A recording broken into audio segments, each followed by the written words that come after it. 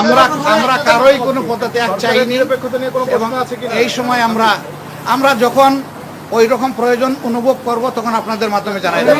বাংলাদেশে কিছুটা অস্বাভাবিক অবস্থা বিরাজ করছিল, তারই ধারাবাহিকতায় গত পরশুদিন অর্থাৎ বৃহস্পতিবারে উপদেষ্টা পরিষদের একটা বৈঠক হয়। সেই বৈঠক থেকে প্রধান উপদেষ্টা তিনি একটা মেসেজ জাতিকে দিতে চেয়েছিলেন, তিনি সেটা দেননি, কিন্তু এই কথাটা খুব দ্রুত সমাজের সব দিকে ছড়িয়ে পড়ে, যার কারণে সমাজে একটা অনিশ্চয়তা, আশঙ্কা, আতঙ্ক দেখা দেয়। আমরা সেই দিনই বিষয়গুলোকে হিসাবে নিয়েছি, নোটিশে নিয়েছি। একই সময়ে একজন রাজনৈতিক নেতা তার জনপ্রতিনিধিত্বের একটা দাবি নিয়ে তিনি একটা অবস্থান নিয়েছিলেন। আবার আরেকটা গুরুত্বপূর্ণ জায়গায় আরেকটা দাবিতে আরেক দল অবস্থান নিয়েছিলেন। এই সব কিছু প্রধান উপদেষ্টার জন্য কিছুটা কষ্টের, কিছুটা বিরক্তির ছিল, যার কারণে তিনি তার দায়িত্বের ব্যাপারে পুনর্বিবেচনা করবেন এরকম একটা অভিব্যক্তি তিনি প্রকাশ করেছিলেন, কিন্তু কার্যত এটা অফিসিয়ালি সামনে আসেনি। এ বিষয়ে আপনারাও আমাদের মতোই বিচলিত ছিলেন, আমরা এটা বিশ্বাস করি। কারণ দেশ আমাদের সবার, দেশ ভালো থাকলে আমরা সবাই ভালো থাকবো। 24 জুলাই বিপ্লবের মধ্য দিয়ে দেশে একটা পরিবর্তন এসেছে, কিন্তু এই পরিবর্তনে এখন যারা নেতৃত্ব দিচ্ছেন সরকারে, তাদের পরিচয় হচ্ছে যে তারা কোনো পার্টিকে বিলং করবেন না। এটা হওয়া উচিত, কিন্তু এখানেও কিছু ব্যতিক্রম, এটাও মাঝে মধ্যে সমাজকে উদ্বিগ্ন করেছে। আবার স্বাভাবিকভাবেই এই পরিবর্তন বা বিপ্লবের অবশ্যম্ভাবী দাবি ছিল যে অর্থবহ কিছু সংস্কার করা লাগবে এবং যারা অপরাধী তাদের বিচার হতে হবে। এই সংস্কার এবং বিচারের মধ্য দিয়েই একটা অর্থবহ নির্বাচন হবে, যেই নির্বাচনে সমতল মাঠ থাকবে। নির্বাচনে যারা অংশগ্রহণ করবেন তাদেরকে কোনো ধরনের ষড়যন্ত্রের মুখোমুখি হতে হবে না। এখানে পেশি শক্তি এবং কালো টাকার প্রভাব চলবে না। 15.5 বছর মানুষ 3টা নির্বাচনে তার ভোটের অধিকার প্রয়োগ থেকে বঞ্চিত হয়েছে। এবার তারা নিঃসংকোচে নিজের এই অধিকারটা প্রয়োগ করতে চায় এবং এই সুযোগ পাবে, নিশ্চিত হবে। এটি হচ্ছে জনগণের দাবি। প্রধান উপদেষ্টা ইতিমধ্যে কয়েকবার তিনি বলেছেন নির্বাচন তিনি দিতে চান এই বছরের ডিসেম্বর থেকে শুরু করে আগামী বছরের জুনের মধ্যবর্তী কোনো এক সময়, কিন্তু তিনি সুনির্দিষ্ট কোনো রোডম্যাপ দেননি, কোনো মাস সপ্তাহ তিনি ঘোষণা করেননি। এটাকে কেন্দ্র করে বিভিন্ন ধরনের দাবি এই নির্বাচনের রোডম্যাপের ব্যাপারে আছে। আমাদেরও কিছু রিকমেন্ডেশন ছিল, আমরা তার প্রতি সম্মান রেখেই বলেছিলাম যে দায়িত্ব আমরা সবাই মিলে তাকে দিয়েছি, তিনি চেয়ে নেন এবং তিনি দলের পক্ষ থেকেও নির্বাচিত কোনো দায়িত্বশীল নেতা নন, বরঞ্চ তিনি জনগণের ঐক্যমতের ভিত্তিতে এই জায়গাটায় একটা গুরুবার তিনি গ্রহণ করেছেন। তাকে আমরা তার সম্মান বজায় রেখে দেশের স্বার্থটা তিনি দেখবেন, সেটা আমরা সবসময় বলে আসছি। আমরা আজকে ওই ব্যাপারে কথা বলেছি।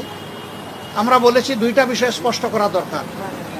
একটা, নির্বাচনটা কখন হবে, আপনি যে সময়সীমা দিয়েছেন এর ভিতরেই জনগণের কোনো ধরনের বড় ভোগান্তি না হয়ে একটা কমফোর্টেবল টাইমে এই নির্বাচনটা হওয়া উচিত আমরা মনে করি।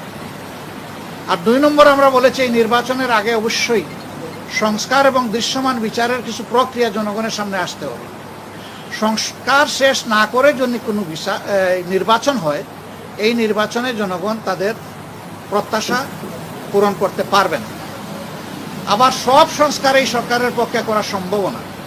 মাত্র 5টা সুনির্দিষ্ট বিষয়ে তারা হাত দিয়েছেন। এতটুকু নিষ্পত্তি হওয়া উচিত সন্তোষজনকভাবে। এর পাশাপাশি এখানে জুলাই প্রক্লেমেশনের ব্যাপার স্যাপার আছে, এগুলা সংস্কারের সাথে জড়িত।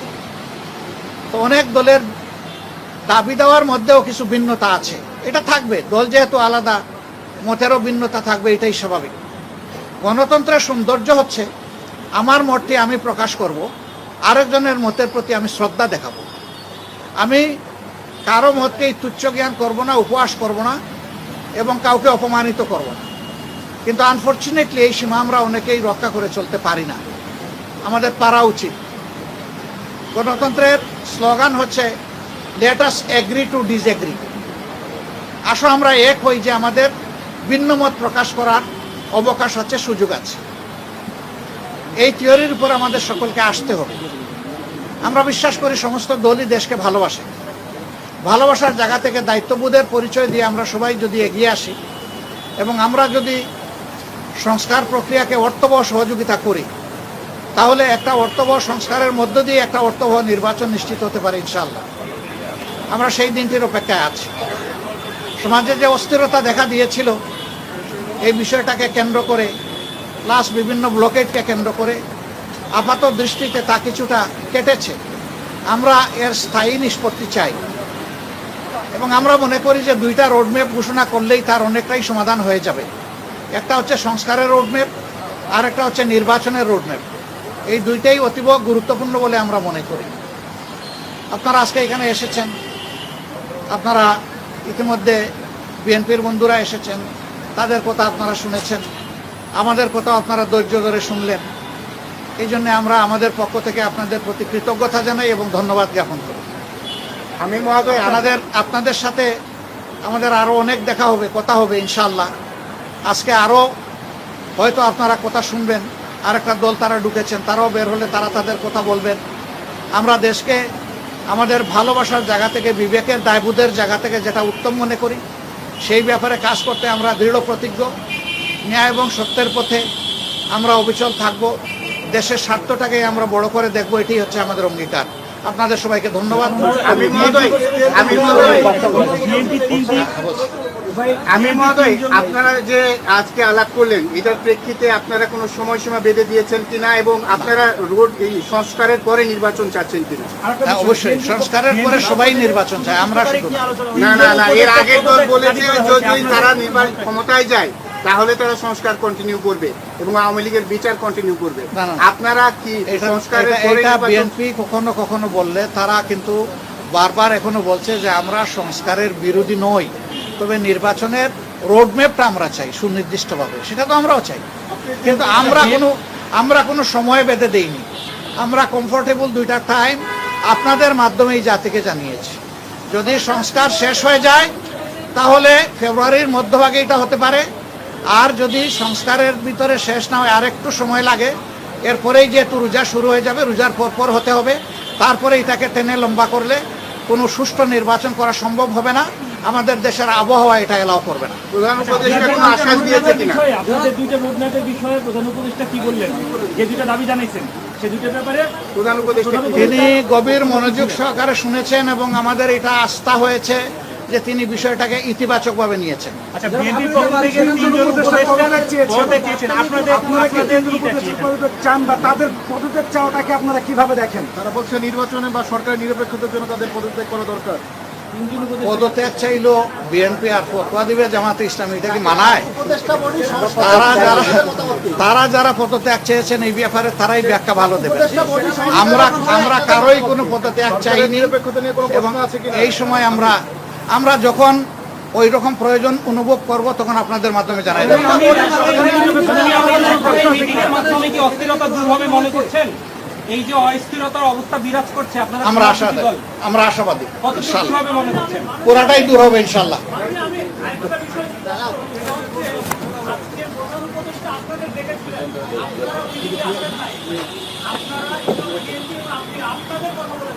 আপনারা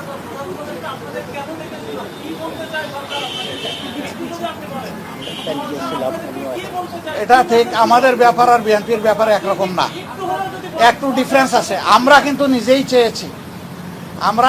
চেয়েছি এবং টাইপটা ফিক্স আপ হয়েছে। কালকে আপনারা সংবাদ মাধ্যমে এটা অলরেডি জানতে পেরেছেন। হ্যাঁ, সেটা আমি পরে আসতেছি। ওনার দাওয়াত আমরা পেয়েছি, এটা অস্বীকার করব না, কিন্তু এর আগে আমরাই চেয়েছি এবং আমাদের চাওয়ার প্রেক্ষিতেই আজকে সন্ধ্যা 6টায় এই সময়টা নির্ধারিত হয়েছিল। আমাদের অন্য একটা দলীয় কর্মসূচি থাকার কারণে আমরাই চেয়েছিলাম যে আমাদেরকে আরও 2 ঘন্টা পিছিয়ে দেওয়া হোক। সে আমাদের অনুরোধের প্রেক্ষিতেই 8টা ফিক্স করা হয়েছিল, যদিও 8টায় আমরা শুরু করতে পারি নাই, একটু পরে আমরা শুরু করেছি। উনি ডেকে এইটুকুই বলেছেন, দেশ আমাদের সবার, আমি অবশ্যই অর্থবহ, সুষ্ঠু, স্বচ্ছ একটা নির্বাচন দিতে চাই, আমি যেন কোনো নির্বাচন দিতে চাই না। এবং তিনি আমাদের কথা মনোযোগভাবে শুনেছেন আর বলেছেন যে আপনাদের পরামর্শগুলা আমি প্রয়োজন মনে করি, আপনারা যে পরামর্শ দেবেন অবশ্যই আমি এগুলা কনসিডারেশন নেব, অন্যদের কথাও আমি শুনবো এবং আগামীকালকেও তিনি আরও অনেকগুলা দলকে দাওয়াত দিচ্ছেন, তাদের কথাও তিনি শুনবেন। সবার কথা শোনার পরে তিনি আশা করি তার একটা সিদ্ধান্ত তিনি ম্যাচিউর করবেন। সবাইকে ধন্যবাদ।